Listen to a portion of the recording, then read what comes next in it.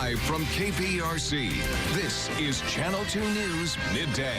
Breaking news in Austin after an explosion that injured 2 men. Minutes ago, police wrapped up a news conference. The affected neighborhood will remain on lockdown until later this afternoon. There's still a significant amount of evidence. As you can imagine, with a blast scene like this, the evidence is strewn across quite a significant distance. What else investigators are revealing about Sunday's blast and possible connections to 3 other explosions in the city this month. Plus, back here in Houston, a trial begins in a high-profile case from the River Oaks area for a man accused in a murder-for-hire plot. And it's official. Astros second baseman Jose Altuve signs a new deal worth $151 million, the richest in club history. But we begin with that breaking news in the explosion that injured 2 men in Austin. Police now revealing more information about the victims and the investigation. Thanks for joining us. I'm Jacob Rascone. Good morning. I'm Sarah Donchi. Officers say the victims are both white men, ages 22 and 23. They were badly hurt, but they are in the hospital and they are stable. Police also say whoever did this used tripwire and that they've noticed similarities to the other bombings in Austin this month. Jay Gray is in Austin with more. Hey there, good afternoon. Let's give you an update first on the victims from the blast here. 2 men in their 20s still in the hospital in good condition. Doctors say they are being treated for injuries that are serious but not life-threatening.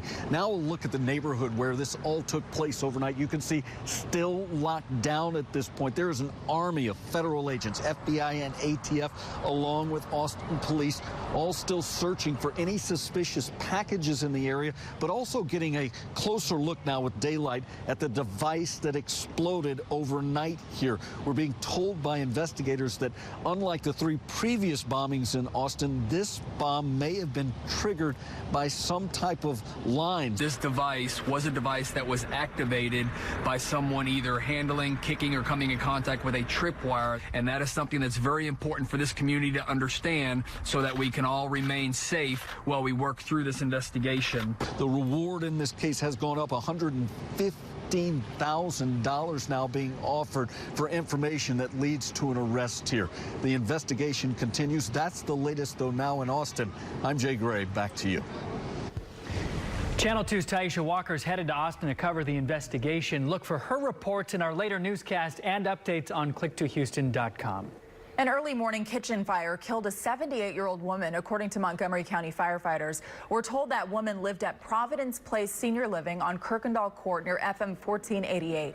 Firefighters say the flames didn't spread necessarily, but the apartment was filled up with smoke. They found the woman's body in the living room. Now an update to a story we've been tracking since 5 o'clock this morning. A fire at a boat and RV storage facility in Willis is finally under control. Firefighters started trying to put out the flames on Calvary Road near I-45 around 3 this morning. This is what that intense fire looked like from the ground. Nobody was hurt.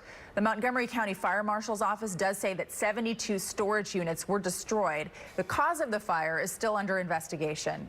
Now to a high-profile case we've been following since last year. A man accused in a murder-for-hire plot heading to trial now. Leon Jacobs is charged with solicitation of capital murder. Channel 2 Sophia Ojeda joins us live downtown with the latest developments. Sophia. Good morning, Jacob. We are still waiting for Leon Jacob to get to the courthouse. That trial is set to begin this afternoon with jury selection. Right now, the judge still waiting to hear some pre-trial motions. Here's video of Jacob in an orange jumpsuit in a previous court hearing. Jacob is charged with solicitation of capital murder, accused of trying to hire a hitman to kill his ex-girlfriend and his new girlfriend's ex-husband. That new girlfriend, Valerie McDaniel, was also arrested last year, but later committed suicide. A larger jury pool has been requested for today since the case has garnered international attention. No word yet if that was approved. But before jury selection begins, there will be a hearing on several motions related to the case. The prosecution expected to ask the judge if Leon's troubled past can be used in the trial. And Leon has been in jail since last March.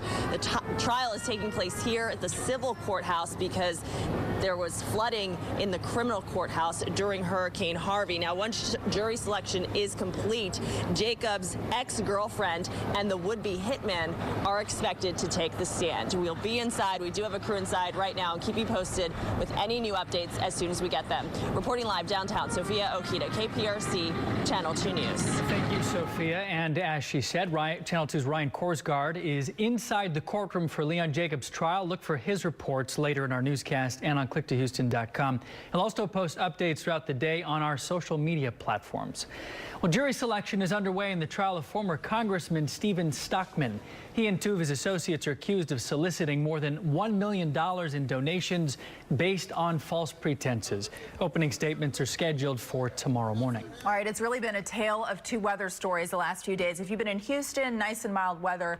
Elsewhere in different counties, they've seen some storms over the last few days. And we hope that it's ending. There's something else on the way. No, it's completely done. We're going to take a nice break.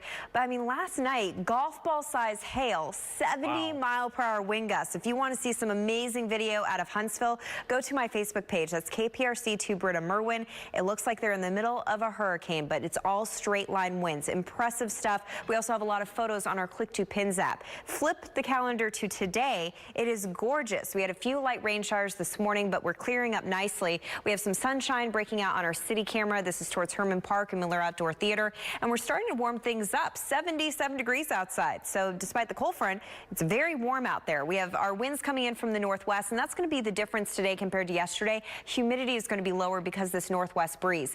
Right now, winds coming in about 15 miles per hour. A few wind gusts up to 20. It is going to be a breezy afternoon. Tree pollen is still very high. It's going to be high for the next several weeks. So if you have allergies, watch out for that wind. It's going to pick everything up. Take a look at our dew points, though. 40s. We are still at 70 degrees, your dew point in Galveston, so it still feels sticky at the coast. But that dry air is really pushing in, and we are going to have a delightful afternoon. It is going to be warm, mid-80s. The cool air doesn't arrive until later tonight. Now, if you are going to be having some dinner plans later tonight, we'll be in the mid-80s this afternoon. After sunset, we'll drop to the 70s. Tomorrow morning, we're waking up in the 50s. We'll talk about a cooler Tuesday coming up next. Jacob, over to you. Thank you very much. Stay on top of the weather wherever you go. Downloading Frank's free forecast weather app. Just search KPRC in your app store. It is a brand new beginning for students and teachers at Kingwood High School. This morning, they returned to a newly renovated campus nearly 7 months after Hurricane Harvey damaged the building. Almost 6 feet of water flooded the school last year. It destroyed classrooms, musical equipment, furniture. And during the repair, students had to go to class 30 minutes away at Summer Creek High School. Now, students can enjoy their new gym, lockers, and computers, along with many more upgrades all around the campus. That is not the only school having a grand reopening today. In Houston ISD, the new Parker Elementary School opens its doors. Also, new building additions at Westbury High School, Wilson Montessori, and Garden Oaks Montessori are now open to students. Those upgrades include new classrooms, cafeterias, and gyms. Rockets point guard Chris Paul says he'll pay any fine the league hands down against Gerald Green after last night's, you saw it right there, shoving match. Green was ejected for coming to his teammates' defense. Paul was pushed to the ground by Minnesota's Gorgie Jang during a battle for a loose ball. The Rockets ended up winning 129-120. Astros second baseman Jose Altuve making history in the biggest way possible. This morning, he agreed to a 5-year extension worth $151 million. No more coupons for him. On top of the 2 years left on his current deal. And that deal, by the way, is the richest in club history. Altuve, a 5-time All-Star, had his best season yet in 2017. As we all know, he won his first MVP award and helped the Astros win their first World Series title. And this morning, Astros fans are very happy. They're digging for gold at the team store. Fans have the chance to purchase merchandise from the Gold Program, they call it. That's to celebrate the Astros' historic championship season. Channel 2's Kathy Hernandez is live at Minute Maid Park with a few of her friends, very excited fans. Hi, Kathy. Well, hello. Astros fever is back, and this year it is golden. As you can see right now, the team store is packed with people buying all of this golden merchandise. Today is the first day you can get some gold Astros gear to honor our World Series champions.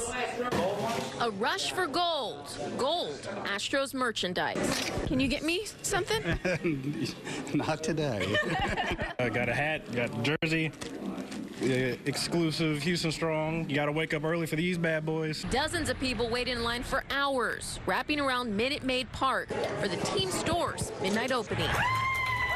I came here at 2 p.m. There was no one out here. And to match their golden gear, some had the chance to snap a picture with some gold hardware, the World Series Championship trophy. I took a bus in from Austin to be here this morning, so it's been a fan my whole life, and who knows when it's going to happen again. He doesn't know what it is right now, but one day he will, and it's just a memory that we'd like to have for the rest of our lives. The rest of their lives cherishing a team, a city that made history. They're just the winning champs. They're the best.